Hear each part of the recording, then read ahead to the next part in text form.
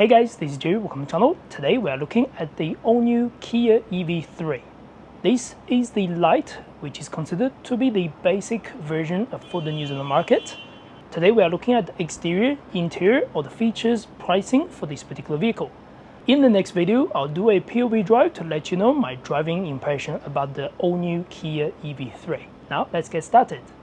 Alright, before we get started, we should really talk about the pricing. The current pricing for the New Zealand market starts at 55,520 plus ORC. That's for the light short range 430 kilometers WLTP range. The top spec GT line will go over $75,000. I'll list the pricing and the specification on the top of the screen. And today, this vehicle we are looking at it is the light version, but in the long range. So it's got a bigger battery, which means it breaks 600 kilometers on the WLTP range. This could be the best value vehicle on the market for the price range with the max amount of kilometers you can travel on single charge. But do remember, you can also pay $7,000 more on top of this vehicle to get Earth. That means more features around the vehicle, probably better looking overall as well. Now coming to the dimension, the vehicle is 4.3 meters long, so it's not really a long vehicle. It is fairly short. It is actually shorter than the Kia Niro. It's kind of a direct replacement for the Kia Niro range, by the way. As far as we know, for the New Zealand market, the Kia Niro EV is out of production now. The vehicle width is 1.85 meters and the height is 1.56 meters with a wheelbase at 2,680 millimeters. So it's got a proper good wheelbase for a small to medium-sized SUV, but the overall length and width is considered to be a compact SUV overall, which is what this car is designed for. The competitors on the market is going to be many mainstream compared to small SUVs like the BYD Atto 3, MG ZS EV or the replacement MG S5 that's coming in, Hyundai Kona EV or anything similar on this market. Now looking at the design at the front, you are going to find the same family language from the Kia EV9 and EV5. It's a very minimal design. There's running bars over here, but it doesn't lit up for this particular version. LED light at the front. Again, the high spec will get slightly fancier LED. That means more bulbs and things like that. The daytime running goes like this. It's not as aggressive as the Kia EV9, but it looks still very slim, very smart. Under the Kia logo, you are going to find some black chrome and black trims underneath. Now on the side, this is 17-inch wheels on the light version. If you go to the Earth and the GT line, they will get 19.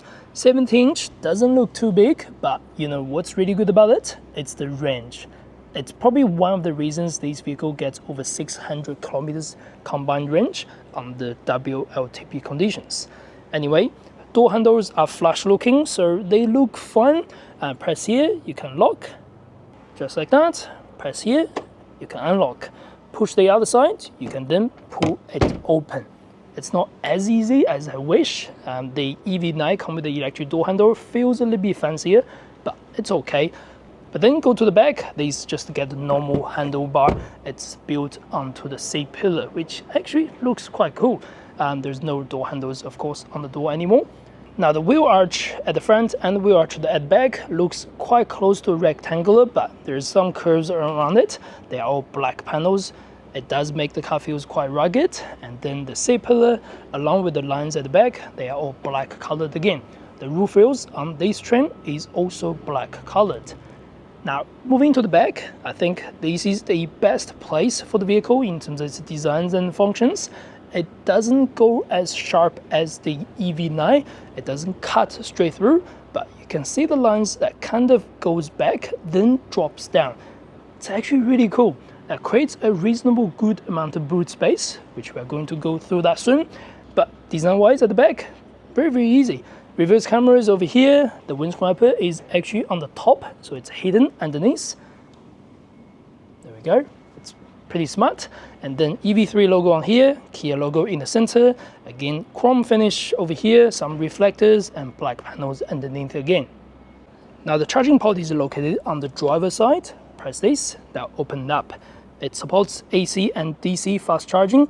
AC up to 10.5 kilowatts if you're using the 3-phase charging, DC up to 100 kilowatts on the short range, or up to 128 kilowatts on the long range.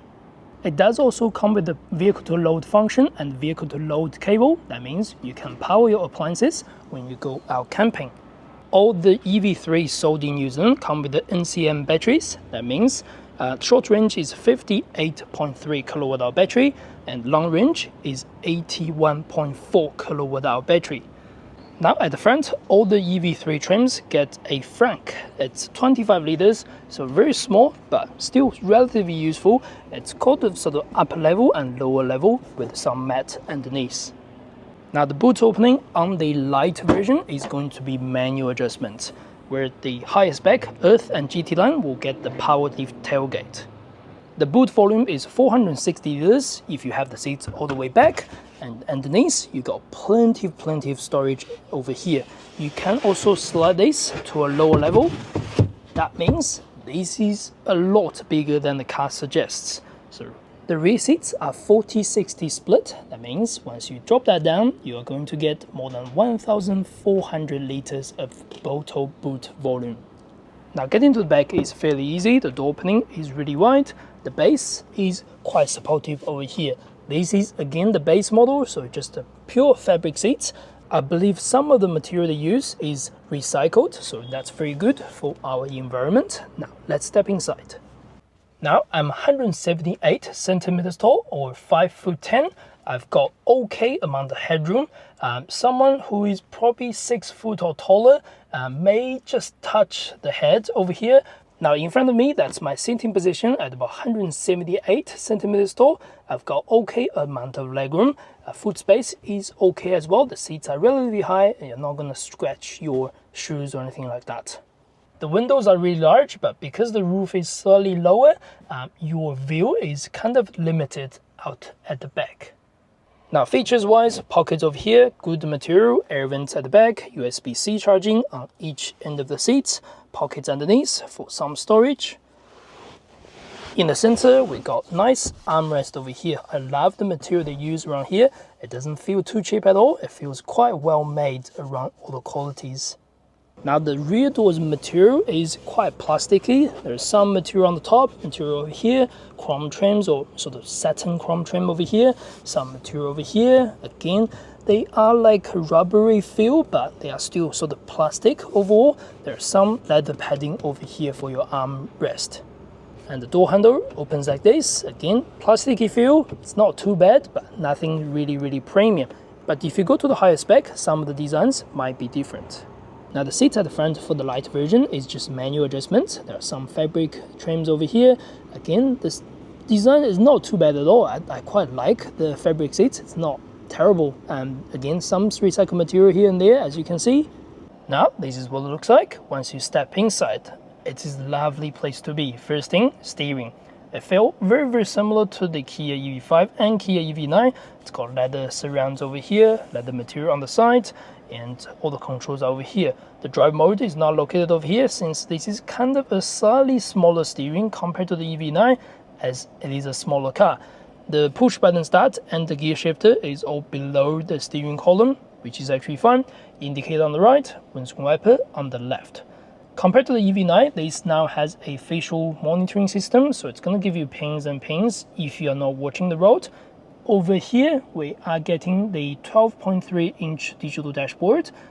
Most of the things doesn't really change. You can change the middle panel, which is about 4 to 5 inch, but that's pretty much it. The higher spec Earth and GT line is going to get a head-up display. For me, this is alright. I don't have any complaint. Then moving to the center, we have another 12.3-inch display. This is a newer screen, newer system, everything like that. The good thing about this is it's got internet connection and weather forecast. You can connect your smartphone with the Kia Connect over here. You can check the vehicle status from distance. I believe this also has the ability to do OTA update in the future for the Kia range. Now between the two big screens, you also have a small panel over here for your air conditioning control. If you press over here, you'll bring the air conditioning menu onto the screen. or you can do many adjustments over here, or simply you got physical buttons underneath. These are really easy to control. I do love physical buttons on any sort of vehicles. Over here, these are not physical buttons, they are just haptic feedbacks. You get home, map, search, media, setup, and things like that. That allows you to quickly go directly into the screen. They're not as easy as you wish to use, but it's okay, it's not too bad. Now on top of the screen, we'll have a quick look at the reverse camera. So this version will only get reverse camera and parking sensors, where the high spec will get the surround view camera. Now moving down underneath, we got USB-C charging and USB-C charging again. The left one can connect to Apple CarPlay and Android Auto. The right one is for charging only, plus another 12-volt socket. Underneath, these are the resting pads for your phones, for your wallet, for whatever you want. 2 cup holders, which you can actually fold them in if you wish. And press this, that will bounce open. Over here, more storage underneath, more storage on the top. This one does not have wireless phone charging, but the high version may have that. Over here, some direct buttons for auto hold, camera, hill descent, and parking sensors. Underneath, another storage over here, and then the glove box on the side. Feels okay, similar size to most of the cars you see on these days. Material-wise, these are actually softer material on the top, and they're not leather, but softer material, that's not bad. Some design panels on the top, you can see the lines, everything, they're okay. The color is all like dark gray to light gray, so they're not like black compared to any other cars. So I do love the design, you know, things around the doors, around everything. It does make the car feels, you know, very special compared to any other boring, just black interior. That's actually a good thing. Now that's pretty much all about the first video for the walk around about everything on this vehicle. I hope you enjoyed the content. If you do not forget to subscribe, like, that's the best way to support the channel. Do remember, next video I'll go through the POV Drive to let you know my driving impression about the EV3. Overall, I think it is very impressive. Now, I'll see you next video. Thank you very much.